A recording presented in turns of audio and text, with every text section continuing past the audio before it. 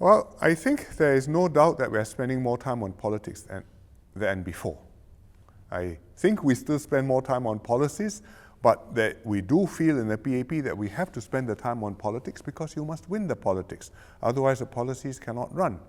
That's the way the system works. Parliament with more opposition, more active opposition, I think the debates have become more intense. From the point of view of quality of debate, if you are watching it as a television debate, I would have to say the quality has improved because there are more opposition MPs.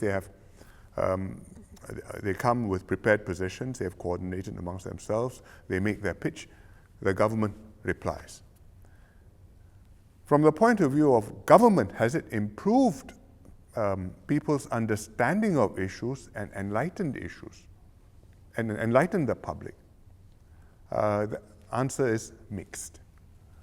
Because once in a while you have a non-contentious issue. For example, if there's a nasty accident and you discuss what should we do more to prevent accidents from happening, our heart bleeds for the victims. Or you've got a problem which is completely non-political, such as you've got so many internet scams, how do I protect people better from being cheated on the internet, old folks, vulnerable people. I think there it's not so hard to have a constructive debate, and the opposition will chip in ideas, and sometimes if you close your eyes, it sounds quite, could have been made by somebody white in white. But many other important issues are inherently carry some political color to it, and it's very difficult to take that political color out and have a debate which is solely focused on improving the policy and making things better or clearing it out. If you ask why healthcare is not more affordable, if you ask why housing doesn't come faster and should we build more houses or not, if you ask education, should we have more university places or fewer, should we teach things in school one way or the other, the temptation to make this an occasion to score points against the government, the incentive to do it, not the temptation, but the incentive to do it, is very strong. Because if you help the government to govern better, and the government says, thank you, I will do it, and the result is better, you're making it harder for yourself to get elected the next time. And you want to get elected, right? So the premium is on showing up what the shortcomings are. Why is it you don't do it the other way? I have a good idea. Here's how you can make it cheaper, better, faster. And then, TV-wise, it's still a good debate. But enlightenment-wise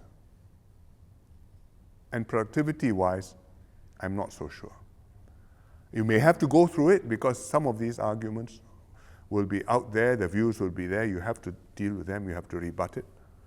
But I think if we spend more and more time thinking up clever arguments and rebutting clever arguments, we will have less and less time thinking up good ideas and implementing good ideas.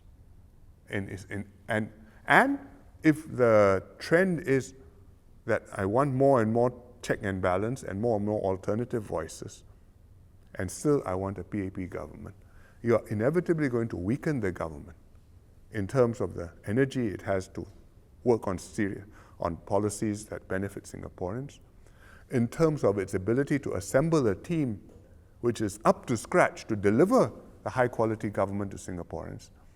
And I think the quality of government will go down, our policies will be less creative, the results will generate fewer benefits for Singaporeans, and at some point the political system will malfunction. It is a risk. Is there a magic number or some proportion in Parliament by which, it will tip over? There is no magic number, but we have to push very hard against this. That there is a trend, I think that's the way politics works. When I came I was elected in 1984, there were two opposition MPs in Parliament elected that year, Jeratnam and Chiam See Tong. And we thought that it was quite a major setback, because up to then there was just Mr. Jeyaratnam who had been appointed in a by-election. And we thought this was a major setback, and we would have to work very hard to deal with this.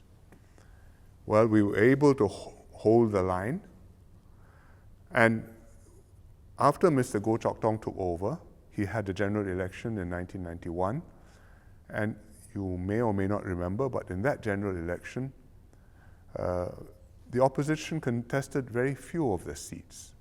And Mr. Chiam See Tong very proudly declared that this was his by-election strategy, meaning that there's no danger of my taking over the government. You've got a PAP government, now please vote for me. Quite safe, nothing will happen. I won't be your government, you can vote for me. Yes. And he got elected, but that was then. It's an amazing approach. When I became PM in 2006, I called the general election for the first time. Even then, there was a minority of seats which were contested. Most of the seats were not contested, and the PAP formed the government on nomination day. This last election, all the seats were contested. Now the opposition says, we want 1/3. Check the PAP. So one newspaper columnist said they want 1/2. They stoutly denied that. Strong rebuttal, indignation.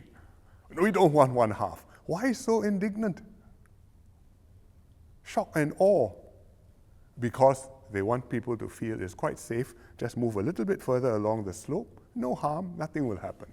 Life will carry on, PAP will look after you. We will be even stronger checking the PAP and speaking up for you. Marvelous. Have your cake and eat it twice. But is it so safe? So you ask me, what is a safe number? I say there's no safe number. This is the way the system will work everywhere if you have elections. You must have elections, because without that, we'll have other very serious problems in the politics. And we have to make this work as best we can. The way it has worked in Singapore is quite special and doesn't happen anywhere else in the world. Democracy or non-democracy. There is consent, there is mandate, and there is restraint, and there is sustainable continuity. It's remarkable. You leave it, you will never come back. People ask, how does politics work in Singapore? So I explain to them. They look at me, they think I'm a man from Mars. They cannot imagine anything like this happening in their country. Foreign delegates visit the NTUC. NTUC talk to them about tripartite relationship, how they work with the government, with the people, with the employers, how we go for win-win, how we negotiate, protect workers' rights, but we are not at loggerheads with one another, confrontational. They listen to NTUC. They tell the NTUC, when my government behaves like your government, I will behave like you. So there you are. You get there, you can't come back. We are here. Keep it like this for as long as you can. It delivers outstanding results, whether security, whether economy, whether housing, education, healthcare, everything. To make this government work like this, to have this kind of standard of living in Singapore, to be able to have a leader who can say, I have the support of the people, I've done my best for the people, and I think I have delivered. I think that's a very rare privilege which Singaporeans have. Keep it.